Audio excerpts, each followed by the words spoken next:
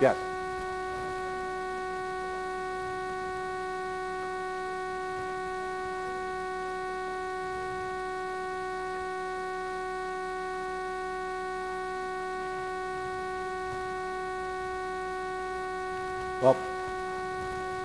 Well, there's definitely a difference of opinion on it. And we're going to get an advisory opinion as to exactly what it means. Now, as a law firm, we often solicit bids for our association. We're having this discussion today. We think as the association's attorney, we have the right to see those bids because we're soliciting for the bid. We're handling and being involved in the scope of what's being bid for. And we think as an attorney, we certainly have the right. So the law is not particularly clear. We're already getting a lot of different opinions on who can see it and who can't. If nobody can see it prior to the board meeting, it's going to result in us having to have another meeting so we can get everything squared away and then actually make a decision. I understand there were a few of you who didn't receive certificates. Rachel now has those on the table outside, so grab one of those before you leave. We still got quite a bit of stuff to go through, so I'm going to take less questions and maybe move a little faster. Somebody asked me during the break, what about the sections where it states 2 dates? Some of them will state October 1, some of them will state July 1. What I've done in the text of those changes, I've put the effective date for each part. So if you look carefully, it's right there in the text, even though it cites 2 dates at the end of the subject matter. Let's move on to page 35 and talk about elections and start with campaigning. An association under this new law cannot adopt any rule or regulation that prohibits or unreasonably interferes with a candidate's campaign, except the campaign can be limited to 90 days before the date that the ballots are required to be returned. A candidate can request that the association send 30 days before the election their candidate statement at the association's expense. The candidate informational statement, we've got some limitations on it. Can't be longer than a single typed page. Must not contain any defamatory, libelous, or profane information, and may be sent with the secret ballot or may be sent in a separate mailing, again at the association's expense. Now, if something is contained in this candidate statement that causes somebody to file a lawsuit, the association and its board and officers have immunity from criminal or civil liability for any act or omission arising out of sending that statement. So you're not responsible as a board for any civil action or criminal action arising out of sending out that statement. Okay, page 36, election without ballots. You may have been in a situation where you have 2 open spots on the board, there are only 2 people running. Under the old law, we still had to send out ballots and go through the process. It didn't make a lot of sense, it cost a lot of money in postage and time, but the law required us to do that. So this is an attempt to fix that situation.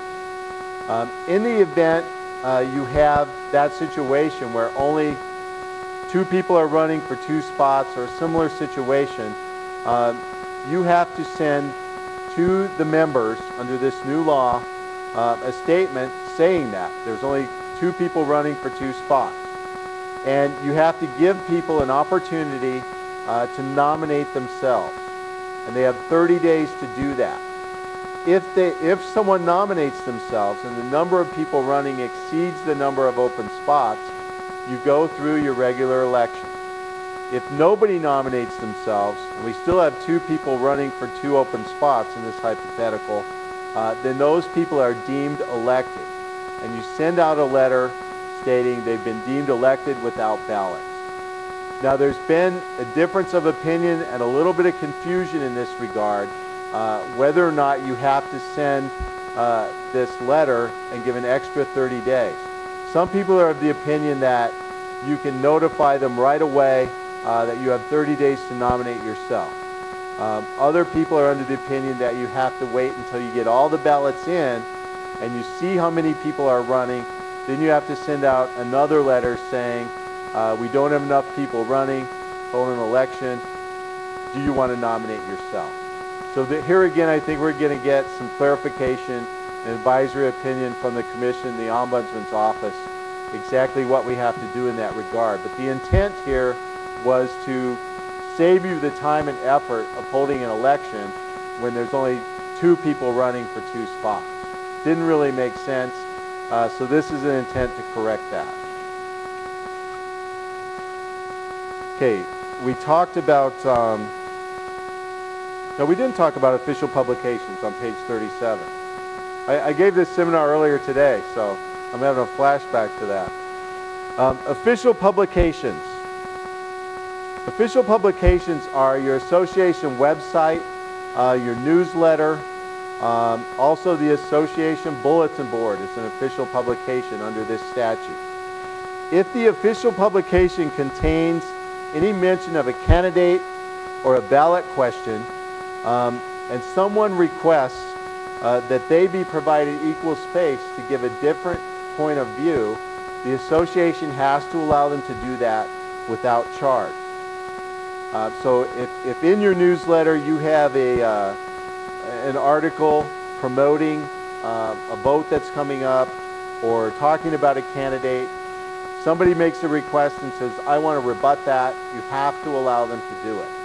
Because people were complaining that the board was controlling these publications, this dissemination of information, and they had no way to express a contrary opinion. Now, if the official publication contains views or opinions of the association, the manager, employee or agent of the association concerning an issue of official interest, you also have to give equal space to opposing views. An item of official interest is defined in the statute as any issue on which the board or the unit's owners will be voting, including elections or the enactment or adoption of rules. So anytime you have one of these publications, your website, your newsletter, or you're mailing out a letter to people discussing a vote or an issue of the association, you must give someone an equal opportunity to rebut that position, present opposing views. So keep that in mind when somebody asks for that. It's going to be at the association's expense. So if you mail out a letter to everybody advocating passage of something the board's trying to do, you're going to have to pay again if somebody asks that they be able to present an opposing view. And it may be more than one person.